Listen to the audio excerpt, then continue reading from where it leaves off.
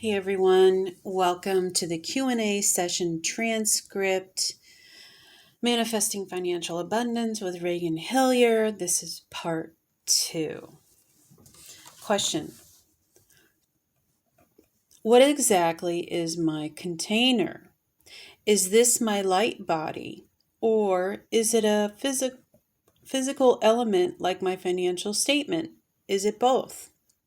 Reagan: so when we talk about the container, when it comes to the money container that I reference in this journey, the big thing to know is that you create the container. It's an energetic container. You're literally creating a container.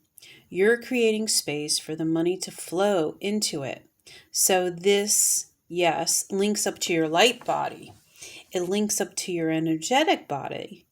It links up to everything, but it's a separate container in itself. Now, you don't necessarily need to feel it or see it or hear it or anything like that. Or you might have a visual reference of an actual container. Whatever it is, just know that you are creating this energetically with intention in your field.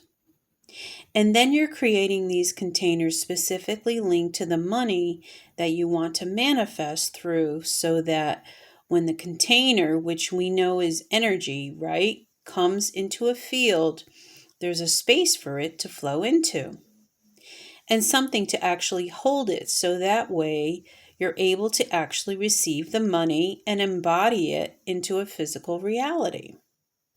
Question: at your point of financial abundance, do you still budget strictly, or are you more intuitive, with your spending? Reagan: I still budget when it comes to expenses, but I don't like using the word budget, right?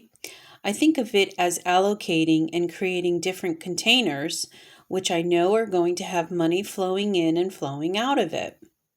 I think as you create even more financial success, it's even more important to be really intentional with your money. I track my money each and every single day. I'm very aware of what's flowing in and what's flowing out in every single company. You don't create financial success at a high level with abundance and then just go, I'm just here intuitively, let whatever happen now. Because if anything, there's more responsibility and there's more to be focused on and there's more to be intentional about, because there's higher risk and you're playing an even bigger game. There's more at stake, for me. I have so many people that work with me there where it's their salary and their wages and their families' lives that are at stake. So I don't take their responsibility lightly, and I'm very, very intentional around knowing what's coming in and what's coming out each month. Question: what is the best way to ground into your vision and physically embody your abundance? Reagan: so when it comes to a vision, you don't need, when you envision, always just to be in your mind and just be in your field. You actually have to pull it into apparent reality.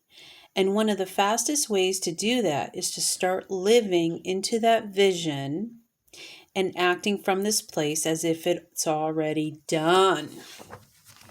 That's Abraham Hicks says that too, right?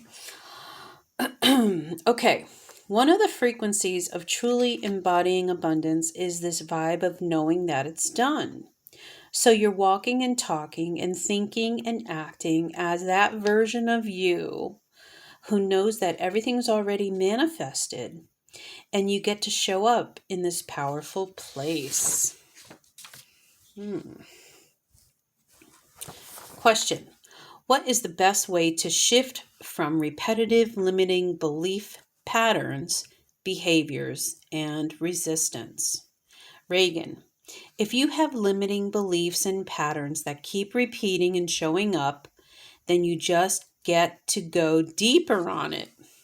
Now, just catch yourself, because if you're saying that you have a deep-seated pattern and you're saying, well, I've had this pattern for 20 years that actually doesn't take any more time, energy, or work to release, change, and organize, that's something you picked up 2 months ago, right? It's not like it takes longer to clear out of your field because it's been there for longer in the field. There's no time or space. And so we're dealing with all of this the same way. If it keeps showing up and showing up, it's not that you need to spend longer going into this, but I would look at what's under the surface with that. Why does that keep showing up? What is it trying to mask, hide, or reveal to you? What's that? What's at the core of it? So I simply invite you to go deeper into this place of exploration until, of course, it shifts. Question: how did you come to your language of light, and how has your process been for opening your expression? Reagan: so my light language has been with me for a very, very, very long time, and I was unaware of this. But my parents actually told me that as a child, I would speak these strange words in this strange language that they didn't understand. They were very concerned about this, and they thought it was very, very weird. And they were extremely happy when I stopped doing that, when I disconnected from that, when I shut it down. So, I gotta take a drink. So, fast forward into about 3 years ago, I was deep in ceremony in Peru, and I had a profound ceremony that really started opening up a lot of my galactic guidance and my connection to my galactic family. I started having these direct links and these direct points, and I started realizing that there was this exchange of information which could take place, right? And so, when this light language comes through, what's happening is that it's not a language per se, like this sound means this word in English or in French. It doesn't work like that. It's a translation. So what's actually happening is you're taking the wave patterns, codes, and forms of your galactic lineage guidance and family, and you're allowing them to come through your vessel and then be translated in the human experience as some sort of sound, which can in sound like frequencies or like the language, and your light language can shift and transform and develop considering who you are connecting with your galactic lineage, which starts a family. You're actually working through it. It can change and evolve. It can also upgrade my light language. From a year ago, it sounds very different to my light language now, and it's not that it's better all of a sudden. It's just different because I have a different layer of guidance that I'm intentionally working with and through. Sure, the core of this really happened when I was in Peru, when I was in deep ceremony, when I was really humbly saying, I want to shift and upgrade to the next level. I want to upgrade my toolkit. I want to be more connected. I'm here. I'm humble. I'm available. Please allow this to come through me. And then I started practicing and just started using it more and more. Question: what is the best way to manage others' negativity and distortions while working on myself? Reagan: if you have people around you that have projections and distortions and negative energy, you really need to differentiate what is yours and what is theirs. And if it really is theirs and it's being projected onto you, then it's your choice whether you choose to let that affect you or not. I am sometimes around people and sometimes they are negative, and sometimes they have projections, and sometimes they have opinions that I believe in and I pity, that I get wrapped up in that and fight that, and I choose to convince them to be different. Question: what if I can't fully incorporate one of my senses during the visualization? Reagan: many people say, Reagan, I went into this deep process and someone was asking me to visualize, but I didn't see anything, or I didn't hear anything, or I didn't feel anything. Does that mean it's not working? And it means that it probably worked absolutely perfectly. You just had a different sensory experience to maybe the person sitting next to you. So, we all process information in different ways, and we all allow in upgrades in different ways.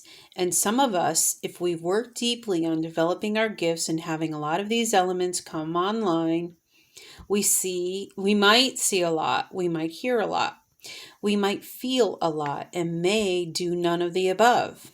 But either way is just perfect. So, don't have attachments to, I need to see, I'm not seeing, it's not working. Just remove the attachment, and it's the same with hearing things and feeling things and knowing things, everything, right? Just remove the attachment and allow yourself to be in the process. For a lot of these visualizations and meditations and upgrades and activations, the only way to stop them working in your field is if you're sitting there with your arms crossing, like, I don't want it to work, okay? That's the only way, because then you're not giving consent for it to actually work. If you're sitting there and you open, you're available and you're like, I really, really, really want to actually have this up right now, then you're going to have the perfect experience for you in whatever way that looks like. And so here's an important thing to know. For ages, I could not see anything, and whatever I would do to try and open my vision, it just wouldn't. And it wouldn't activate. And I got to the point where I was like, what? Screw it. I don't care if I don't see anything anymore. I'm fine. It just doesn't matter. And I completely replaced all the attachments. And guess what? That's when my vision opened up massively and I started seeing everything within the fields. But for years I was going, I want to see. I wasn't until I released that attachment that everything started opening.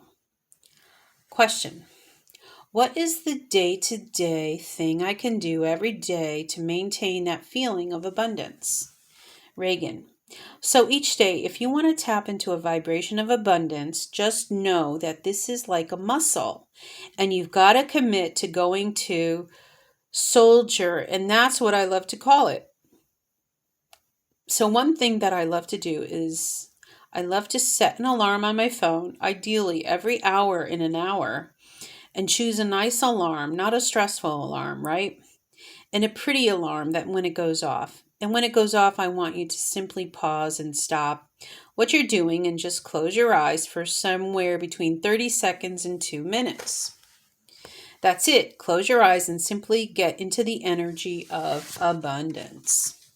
Focus on what it feels like to be abundant. Focus on the vision of your future around what you're calling it and say yes to abundance, soaring, flowing through you, right? And then the more you do this, you keep going and you keep going, you keep going. You'll hit a point where your alarm will go off and you realize, oh, I'm already in that fight. And then the alarm will keep going off, keep going off, keep going off.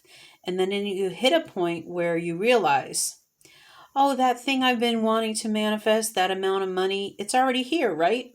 So this is a continual process that takes time and it takes commitment, but it works.